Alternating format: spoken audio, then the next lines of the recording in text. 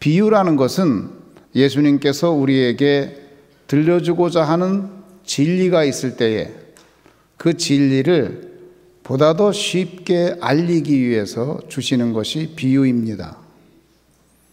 그러면 오늘 예수님께서 주신 이 비유 말씀이 우리에게 전하고자 하는 내용은 무엇인지 함께 살펴보겠습니다. 그 예수님이 어떤 비유를 주셨나요? 어떤 사람이 양 100마리가 있는데 그 중에 한 마리를 잃어버렸습니다. 이 사람이 잃어버린 한 마리 양을 찾아갑니다. 99마리의 남은 양은 들판에 놓아두고 잃어버린 한 마리 양을 찾아 나서는데 언제까지 찾느냐?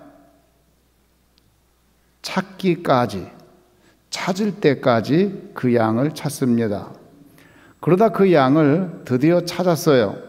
잃어버린 양을 찾은 후에 이 양 주인이 너무 좋아서 그 양을 어깨에다 메고 그리고 집으로 돌아옵니다. 이야기는 거기서 끝나지 않아요. 집에 돌아온 후에 그 잃어버린 양을 찾은 것을 너무 기뻐하여서 친구들을 부르고 이웃을 불러서 함께 기뻐하고 즐거워했더라. 그것이 비유의 내용입니다. 잃어버린 양의 비유예요. 보통 예수님께서 비유의 말씀을 주실 때에는 사람들이 그 비유를 듣고 거기서 깨닫는 게 있어요. 그리고 비유에 대해서 왜 그 비유를 주었는지는 스스로 알게 합니다. 그런데 이번 비유는 좀 특별해요. 왜 이 비유를 주었는지 예수님께서 분명히 밝혔습니다. 왜 그랬을까요? 그 비유를 듣고 엉뚱한 생각을 할까봐, 그 비유를 듣고 잘못된 해석을 할까봐 예수님께서 이 비유를 주신 목적을 분명히 밝혔습니다. 그러면 이 비유를 준 목적은 뭘까요? 여러분 상상이 되나요? 왜 예수님이 잃어버린 양의 비유를 주셨을까요? 주님께서 그 비유 준 목적을 누가복음 15장 7절에서 밝히고 있습니다. 누가복음 15장 7절은 이렇게 말합니다. 내가 너희에게 이르노니 이와 같이 죄인 한 사람이 회개하면 하늘에서는 회개할 것이 없는 의인 99으로 말미암아 기뻐하는 것보다 더하리라. 죄인 한 사람이 회개하면, 오늘 설교 제목입니다. 예수님이 이 비유를 주신 목적이 있는데 그게 뭐냐? 회개하게 하는 데에 목적이 있는 거예요. 한 사람이 회개할 때에 얼마나 그 기쁨이 큰가. 양 99마리를 들에다 놓아두고 나가서 잃어버린 한 마리 양을 찾았을 때 그 주인이 가졌던 그 기쁨, 그 기쁨이 한 사람이 회개할 때에 하나님이 갖는 기쁨이다. 회개해야 된다. 회개하라. 회개하게 하기 위해서 잃어버린 양의 비유를 주신 겁니다. 여러분, 예수님이 제일 처음에 한 설교가 뭔지 아세요? 예수님의 첫 번 설교? 회개하라, 천국이 가까웠느니라. 마태복음 4장 17절은 이렇게 말합니다. 이때부터 예수께서 비로소 전파하여 이르시되 회개하라, 천국이 가까이 왔느니라 하시더라. 이게 예수님의 첫 번째 설교예요. 예수님이 이 땅에 오셔서 제일 첫 번째 한 설교, 예수님의 가장 큰 관심이겠죠. 그 첫 번째 설교가 뭐냐? 회개하라, 천국이 가까이 왔느니라. 왜 그럴까요? 회개가 중요하기 때문에. 우리가 오해하는 것 중에 하나가 있습니다. 그게 뭐지요? 죄를 지어서 천국에 가지 못한다고 생각해요. 그게 오해입니다. 아니에요. 왜 천국에 못 가느냐? 회개하지 아니하여서 천국에 못 가는 겁니다. 로마서 3장 23절은 이렇게 증거합니다. 모든 사람이 죄를 범하였음에 하나님의 영광에 이르지 못하더니. 모든 사람이 죄인이에요. 그 사람들 가운데 천국 갈 사람 없는데 진짜 천국에 못 가는 이유는 그 사람들이 회개하지 않아서입니다. 회개해야 천국에 가는 거예요.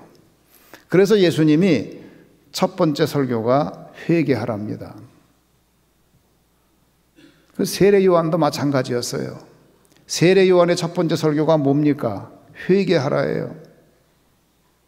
세례 요한이 광야에서 말씀을 전하는데 사람들이 세례 요한에게 몰려들었습니다. 그는 청렴하고 그는 부패하지 않았고 그는 거룩하고 그는 깨끗하고 그는 정직하고 최근에 복이 드문 그러한 선지자인데 우리가 그에게 가서 말씀을 듣자 하고 갔을 때에 요한이 외친 설교가 뭐냐? 마태복음 3장 2절은 이렇게 말합니다. 회개하라 천국이 가까이 왔느니라. 세례 요한이 첫 번째 한 설교도 회개하라예요. 그래서 요한을 통하여서 이스라엘에 회개 운동이 일어난 겁니다. 사람들이 회개하기 시작했어요. 나라가 이렇게 되면 망한다. 이스라엘에는 소망이 없다. 이스라엘의 지도자들이 다 부패하였고 이스라엘의 성직자들도 다 썩었고 이 나라가 회개하지 않으면 소망이 없다. 그는 저 화려한 궁전에 있는 사람도 아니고 그리고 그 훌륭한 성전에 있는 사람도 아니고 그는 저 광야에서 금식하며 외치는 자의 소리인데 그곳에 사람들이 모여가지고 우리가 그리로 가자. 그에게 희망이 있다. 사람들이 다 요한에게 몰려가서 일어난 운동이 뭐냐? 회개 운동입니다. 회개 운동이에요. 예수님께서도 회개하셨어요. 회개하라고 그랬어요. 세례 요한이 회개 운동을 할 때에 바리새인과 서기관들을 향하여 비판을 했습니다. 뭐라고 비판했느냐? 마태복음 3장 10절은 이렇게 말을 합니다. 이미 도끼가 나무 뿌리에 놓였으니 좋은 열매를 맺지 아니하는 나무마다 찍혀 불에 던지리라. 그 사두개인들과 바리새인들을 향하여 말한 거예요. 이미 도끼가 나무 뿌리 위에 놓여 있다. 너희가 종교인이고 너희가 거룩한 것 같은데 너희가 회개하지 않으면 망할 수밖에 없다. 이미 도끼가 나무 뿌리 위에 놓여 있다. 그러므로 회개에 합당한 열매를 맺으라. 회개 운동을 하는 거예요. 마가복음 1장 15절은 이렇게 말합니다. 이르시되 때가 찼고 하나님의 나라가 가까이 왔으니 회개하고 복음을 믿으라 하시더라. 마태복음, 마가복음 모든 복음서들이 예수님의 처음 사역이 뭐냐? 회개하라예요. 회개하라고 주님께서 끊임없이 말한 것을 봅니다. 누가복음 5장 32절은 예수님이 이 땅에 오신 목적을 말합니다. 예수님이 이 땅에 오신 목적이 뭔가요? 누가복음 5장 32절을 보겠습니다. 내가 의인을 부르러 온 것이 아니요 죄인을 불러 회개시키러 왔노라. 이것이 예수님이 이 땅에 오신 목적이에요. 만약에 여러분 가운데 나는 그래도 인물이야. 이 정도면 괜찮아. 이렇게 살아야 돼 라고 생각하는 사람이 있다고 하면 죄송합니다. 그 사람은 예수님하고는 아무 관련이 없어요. 그럼 어떤 사람이 예수님하고 관련이 있느냐? 나는 죄인입니다 라고 말하는 사람만 예수님하고 관련이 있어요. 왜? 예수님이 오신 목적이 무엇이냐? 내가 의인을 부르러 온 것이 아니요 죄인을 불러 회개시키러 왔노라. 예수님이 오신 목적이에요. 그러므로 나 정도면 괜찮아, 이렇게 살면 돼, 그러는 사람, 그런 인물이라고 생각하는 사람은 예수님과 아무 관련이 없는 사람이에요. 그랬던 사람들이 어떤 사람들이냐? 그때에 유명했던 사람들, 예수님 당시의 바리새인들, 예수님 당시의 사두개인들, 그때의 지도자들, 예수님과 아무 관련이 없는 사람이었습니다. 왜 그들이 예수님과 관련이 없는 사람이 됐나요? 회개하지 않았기 때문에, 스스로 의인이라고 생각했기 때문에. 사랑하는 성도 여러분, 여러분이 내가 죄인이라는 것을 깨닫기 전에는 내 인생에 아무것도 일어나지 않아요. 주님과 아무 관련이 없는 사람이 되고 맙니다.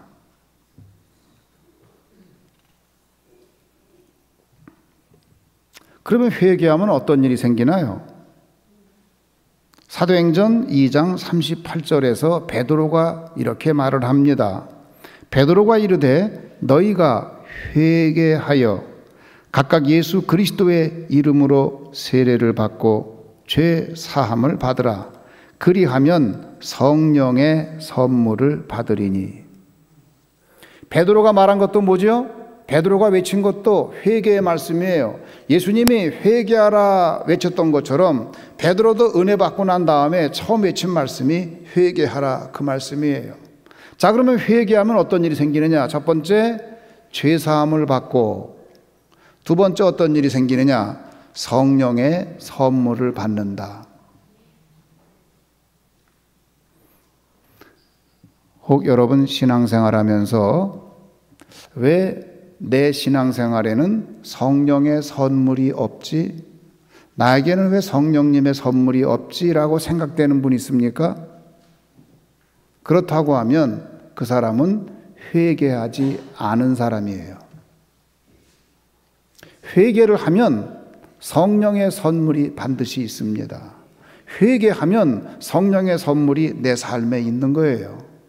회개하지 않았기 때문에 성령의 선물이 없는 거예요. 스스로 속고 있는 거예요. 내가 교회에 나오니까, 내가 신앙생활을 하니까, 내가 교회 헌금도 하니까 속고 있는 거예요. 아, 그렇게 교회에 나와도, 아, 그렇게 주일마다 교회 출석을 해도 그 사람이 회개를 하지 아니하느니 그 사람의 삶에 성령의 열매가 없더라. 성령이 함께 하시는 것을 도무지 알 길이 없더라. 그 사람의 마음 가운데 성령의 임재도 없고 성령의 열매가 없더라. 왜 그렇지요? 주일날 교회 나온다고 되는 게 아니에요. 회개하지 않았기 때문에 그에게 성령의 열매가 없는 겁니다. 회개하지 않았기 때문에 그에게 성령의 선물이 없는 겁니다. 사도행전 3장 19절은 이렇게 말을 합니다. 그러므로 너희가 회개하고 돌이켜 너희 죄 없이 함을 받으라. 이같이 하면 새롭게 되는 날이 주 앞으로부터 이를 것이요. 자, 회개하면 어떤 일이 생겨요? 죄 없이 함을 받는다. 분명히 내가 죄를 졌는데 죄가 없다고 인정받는다는 거예요. 회개할 때에. 그리고 그같이 하면 어떻게 돼요? 새롭게 되는 날이 주 앞으로부터 이를 것이요. 회개했을 때에 비로소 내 인생이 새로워지는 줄로 믿으시기를 주님의 이름으로 축원합니다. 내 인생이 새롭지 않은 건 왜 새롭지 않냐? 나에게 회개가 없기 때문이에요. 회개할 때에 비로소 새로운 삶이 생기는 거예요.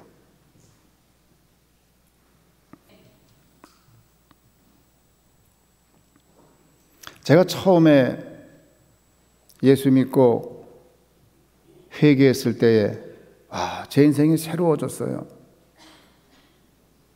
길에 풀 한 포기가 다르게 느껴지고 너무너무 좋을 수가 없어요. 그래서 나도 모르게 그때 글을 썼는데 그때 고등학생이었거든요. 환희, 감격 뭐 그렇게 막 글을 썼어요. 너무 좋아가지고.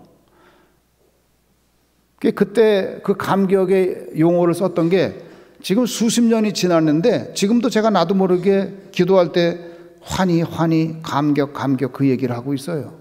그때 감격이 너무 커서.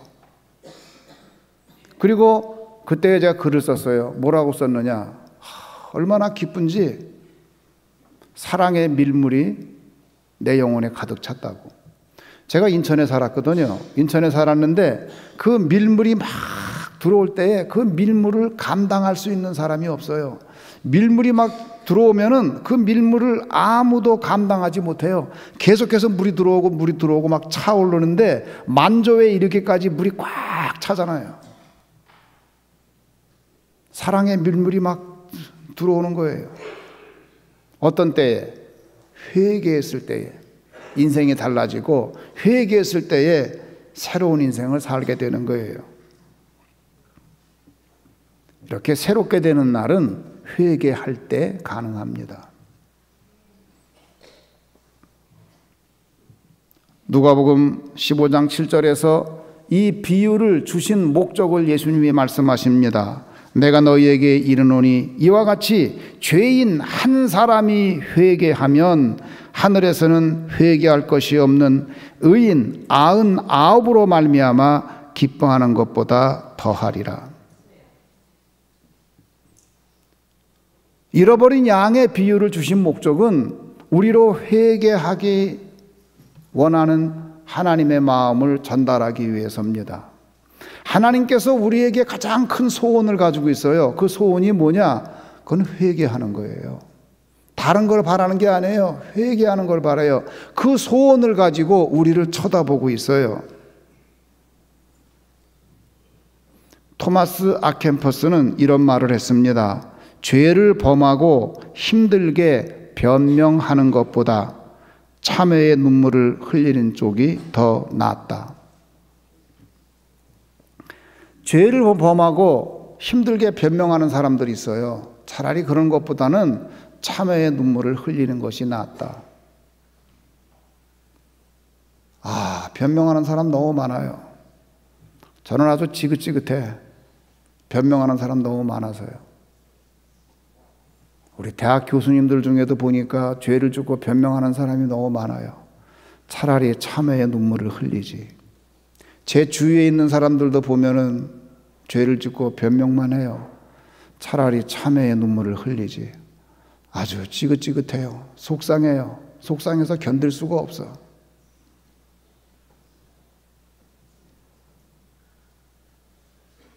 PC방에 가서 그러고 있는 그 아들이 돌아오면 변명하지 말고 그냥 참회의 눈물을 흘리지. 그리고 회개하면 되는데, 회개하기만 하면 되는데. 토마스 풀러는 이런 말을 했습니다. 너무 때 이른 회개란 없다. 아무리 이르다 할지라도 이미 너무 늦었을 수도 있다. 여러분, 회개에는 너무 때 이른 회개라는 것이 없습니다. 내가 빨리 회개했구나 생각했는데 이미 늦었을 수도 있다는 거예요. 회개는 그때그때 하는 거예요. 왜? 회개를 내가 안 하고 기다리는 동안에 상처받는 사람이 얼마나 많은지 몰라요. 회개 안 하고 미적미적 하는 동안에 그 어머니 권사님 얼마나 고통을 당해요. 그 아들이 회개하지 않고 그러고 있으니까 그 어머니 마음이 어떻겠어요? 회개는 절대로 빠른 게 없어요. 바로바로 회개를 해야 되는 거예요. 누가복음 15장에는 회개에 관한 말씀이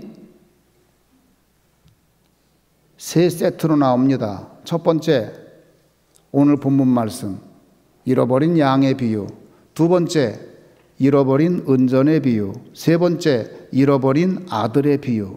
세 번째 비유, 잃어버린 아들의 비유에 보면 둘째 아들이 죄를 지었어요. 회개하고 돌아왔습니다. 돌아왔을 때 아버지가 너무 좋아서 그 아들에게 새 신을 신기고 새 옷을 입히고 새 가락지를 끼워주고 소를 잡아 큰 잔치를 했어요. 얼마나 좋아요. 왜 그게 가능했죠? 둘째 아들이 뭐 했기 때문에? 회개했기 때문에. 그런데 여러분, 만약에 둘째 아들이 회개하지 않았다면 어떤 일이 생겼을까요? 아버지가 입혀준 새 옷도 소용이 없고, 아버지가 신겨준 새 신발도 소용이 없고, 아버지가 끼워준 가락지도 소용이 없어요. 왜? 그 새 옷을 입고 다시 돼지우리로 가서 살 거니까. 그 새 신발을 신고 다시 세상으로 갈 거니까. 회개하지 않으면 아무 소용이 없어요. 아버지는 늘 준비되어 있어요. 그 아들에게 새 옷을 입힐 준비가 되어 있고, 그 아들에게 새로운 가락지를 끼워줄 준비가 되어 있고, 그리고 그에게 새 신발을 신길 준비가 되어 있고, 그리고 그를 위해서 소를 잡아서라도 잔치를 할 준비가 늘 돼 있어요. 그런데 아버지가 못하는 것 딱 하나 있습니다. 그게 뭐냐? 그 아들이 회개하는 것. 그건 내가 해야 되는 거예요. 아버지는 모든 걸 준비해 놓았어요. 우리 인생의 모든 것을 준비해 놓았는데 무엇이 문제냐? 우리가 회개하지 않기 때문에 문제예요. PC방에 있는 그 아들을 찾아가지고 목욕을 시키고 용돈을 주고 끌어안고 울어도 소용없어요. 왜? 그 아들이 회개하지 않기 때문에. 몇 달 지나면 그 짓을 또 하기 때문에. 모든 게 회개예요. 더 큰 문제는 뭔지 압니까? 나는 99마리 양 가운데 있는 거야. 나는 잃어버린 양이 아니야. 그렇게 생각하는 여러분이 더 큰 문제예요. 이 이야기는 저 김 집사 얘기야. 박 권사 얘기고 내 얘기가 아니야. 나는 잃어버린 한 마리 양이 아니야. 무슨 얘기예요? 예수님이 답답해서 우리에게 한 얘기인데 바로 당신이 그 잃어버린 한 마리 양이라는 거예요. 그걸 모르고 있어요. 그리고 자기가 제일 훌륭한 줄 알아요. 내가 인물이다. 내가 이만큼 살면 된다. 누가 그랬지요? 바울이 그랬어요. 내가 이렇게 훌륭하게 살고, 내가 이렇게 정직하게 살고, 내가 최선을 다해서 하는데, 그러면서 스데반이 순교하는 자리에 가서 앞장을 서고 예수 믿는 사람들을 잡으러 다니고, 그러면서도 아주 의기양양해서 다녔어요.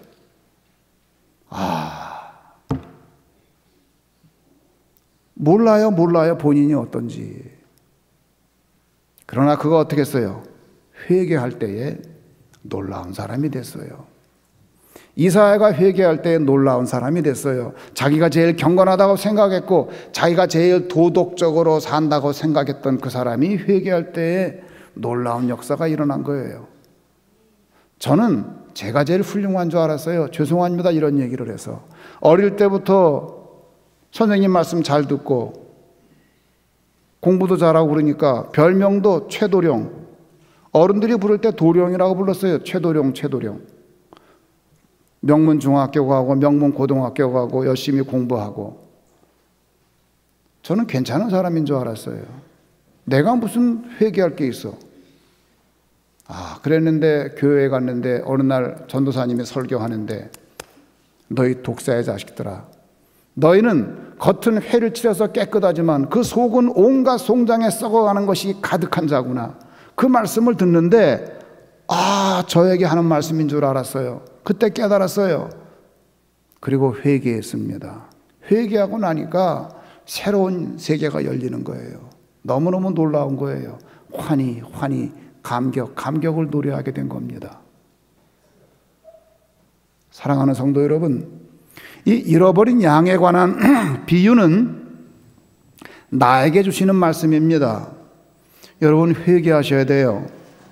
회개하셔야 됩니다. 회개하시기를 주의 이름으로 축원합니다. 그래서 새로운 인생을 경험하는 여러분 되기를 간절히 소원합니다.